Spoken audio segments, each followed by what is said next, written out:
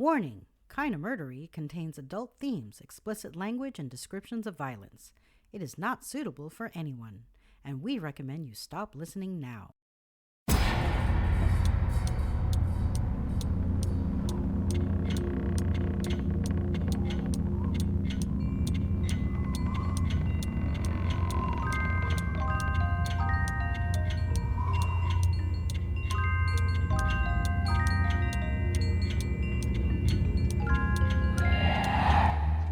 This is Kinda Murdery Insomniac. Stories to stay awake by. Now, whether you're a new listener or a fan of our regular show, heed this warning. Insomniac is a different, darker Kinda Murdery. These are stories of true, unadulterated human evil. They are grim. They are tragic. There will be no laughter here. Insomniac features tales that may keep you up at night, that may make you feel like you need to take a shower or burn some sage or scream or do whatever your heart and mind demands of you as you try to wash away the grime of unforgivable violence. These stories are not appropriate for children. They are not appropriate for adults. They ought to have no place in our collective human story, and yet, here they are. And here we are. I'm your host, Zevon Odelberg, and this is Kinda Murdery Insomniac. You've been warned. Tonight is Thursday, October 28th, 2021. In keeping with the theme of this season, we remain in the Emerald Triangle. This time in Mendocino County, in the town of Ukiah. Much of this narrative is taken directly from the Ukiah Daily Journal, from a letter to the editor written by one George Dorner on November 14th, 2017, and then updated again on August 23rd, 2018. But you don't have to take Mr. Dorner's word for it. I've independently researched primary sourced newspaper articles from the time in question to ensure that Mr. Dorner's recounting of events hews to the facts. We may occasionally do a small amount of supposing here on Kinda Murdery Insomniac, but given the gravity of the stories we tell, we promise to carefully consider both facts and suppositions, and to present both with the seriousness that the events in question demand. Tonight's Insomniac features a cold case that remains unsolved. It's known as the Ukiah murders, or to a lesser extent, the Ukiah Strangler. The facts of the case are the facts. The suppositions revolve around whether or not the Ukiah murders may in fact be another heinous entry in the terrible resume of the Manson family. First, a quick word on the setting of this Insomniac's nightmare. Ukiah, and its population of approximately 16,000 people, is the county seat and the largest city in Mendocino County. It's situated on the 101 highway, approximately 115 miles from San Francisco. Ukiah was first settled by John Parker in 1856 and named after an anglicized version of the Native American word Ukiah, meaning deep valley. Until 1870, if you wanted to reach Ukiah from San Francisco, it was only accessible by a 2-day stagecoach ride, and that coach left from the train depot that ended in Petaluma, California. Like many of the towns in the Emerald Triangle, much of the area surrounding Ukiah is rural. And also like its brethren, if you visit the right part of downtown, you'll find an Old West village frozen in amber, complete with false fronts, whitewash, and brick. Certainly, parts of Ukiah could be described as picturesque, but the town was bypassed by the 101 highway in 1965, and ever since then, Ukiah has been fighting, and gradually losing, a battle for modern relevance. Not that killers ever cared much for such things. Most of what you're about to hear is taken directly from the Ukiah Daily Journal and a letter written by George Dorner in November of 2017. But I have also corroborated its veracity with an extensive review of primary newspaper articles published at the time of the murders. This is Kinda Murdery Insomniac, stories to stay awake by.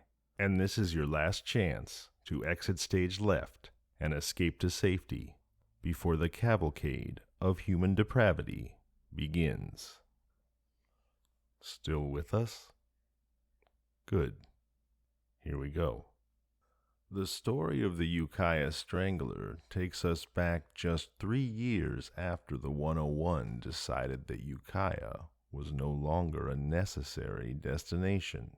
It's Monday morning, October 14th, 1968, when 8-year-old Johnny Ussery Jr. is awakened by his mother's alarm clock at 7:30 a.m. Little Johnny didn't find his mother in her bedroom. Her purse had been emptied on her still-made bed.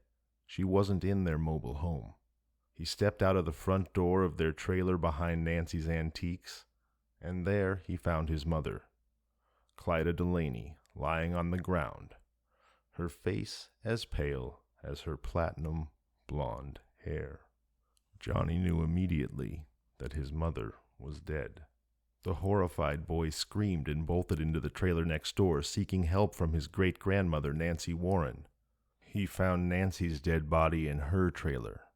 The television was on, the screen flickering snow. There would be no help from Grandma this morning. Johnny was a smart boy. He kept his head together. He exited the back door of Nancy's trailer and ducked into the back door of his home. There he roused Brett, 5 years old, and Lane, 4. Johnny dressed them and himself and led them out the back door to the neighbor's house, where he blurted out, "Mommy and Grandma are dead." The neighbors called the sheriff's office.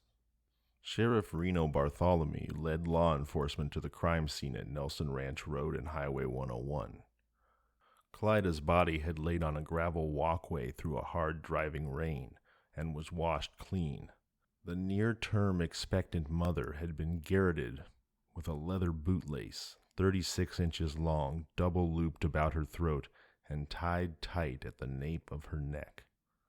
She had been severely beaten beforehand. Her unborn child died with her, bringing the horrible death toll to 3. Nancy Warren had been garroted in the same fashion, a double-looped bootlace. She had been beaten even more severely than Clyda. Crime scene processing discovered fingerprints in Nancy's trailer that didn't belong to family members or first responders. The fingerprints went unidentified. There was also blood under Nancy's fingernails. $300 in cash remained in plain view in the trailer, and the only valuables missing seemed to be an elaborate jewelry box and its contents worth about $5,000, as well as change from a cash box. The jewel box had been in open view in a closet next to the $300, but the cash remained in place. The sheriff snapped into action. Over the next few days, he questioned 35 people. He investigated a trio of purse snatchers arrested the day after the murder, but with no luck. Later, there would be a report of a white 1956 Plymouth station wagon with paper license plates containing 3 men in front of Nancy's Antiques at about 8 a.m. on the morning of the murder. It left headed south on Highway 101 toward Hopland. A third report from a waitress in Hopland described a station wagon with 3 men in it. One was stocky, 5 foot 10 inches tall, in his early 20s, with average-length bright red hair. Another was also in his early 20s, medium-built and had long brown hair. The third man was a husky 6-footer, with dark hair and a couple days' worth of scruffy whiskers.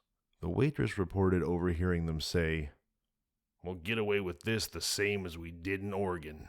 The connections between the double murders and these incidents involving 3 male suspects remain unknown. There were more promising leads in Clyda's murder. Only 24 years old, she was separated from John Ussery Sr., the father of her 3 sons. The divorce was an ugly one, with custody of the 3 boys in dispute. But John Ussery Sr. was quickly determined to have been in Eugene, Oregon at the time of the murders. Law enforcement declared him clear of suspicion. Clyda Delaney's new husband, California Highway Patrol Sergeant Donald Delaney, returned from a Sacramento training session in a CHP unit at 4 p.m. the day of the murders. He willingly gave a statement to the Mendocino County Sheriff's Office that evening. According to Delaney, the family had watched a Disney program on TV the night before the murders. At about 8:45 p.m., Delaney took Clyda and her sons to her trailer, dropping them off at about 9:30 p.m. He then headed off to his scheduled training in Sacramento. At the Route 20 turnoff, he realized he had forgotten his uniform. He returned to pick up the uniform from his apartment before turning around for Sacramento, signing in at the Highway Patrol Academy at 1:45 a.m. Monday morning. Does it seem suspicious that a CHP sergeant who happened to be out of town the night his grandmother-in-law, wife, and unborn child were murdered would have forgotten his uniform on his way out of town and returned home, creating a window of time during which, if his wife and stepchildren had fallen asleep early, he could have committed the murders? Apparently not, at least not in the eyes of Sheriff Reno Bartholomew. And certainly one would like to believe and should believe that Sergeant Delaney had much more regard for his young wife and unborn child than to murder them so brutally.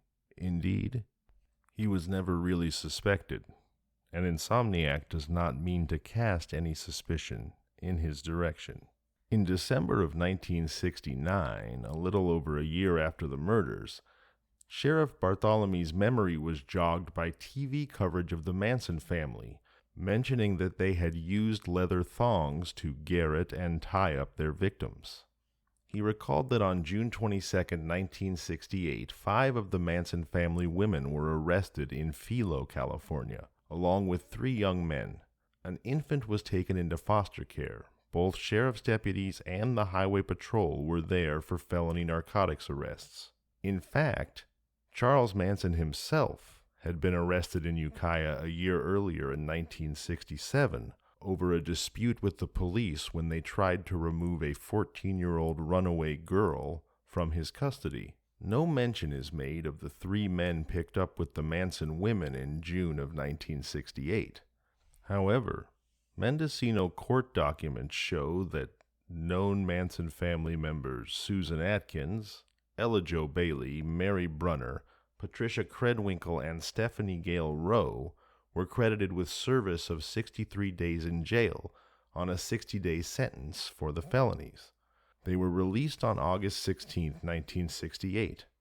At least 2 of the 5 were in Mendocino County still later than that. Atkins ignored her parole restrictions and was arrested. Mary Brunner had to return to Mendocino to reclaim her infant from foster care.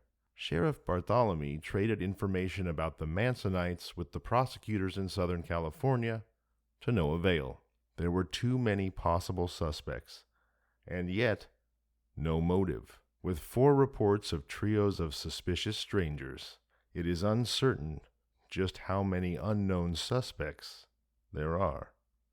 More than half a century later, the murders of Nancy Warren, Clyda Delaney, and Clyda's unborn baby girl remain unsolved.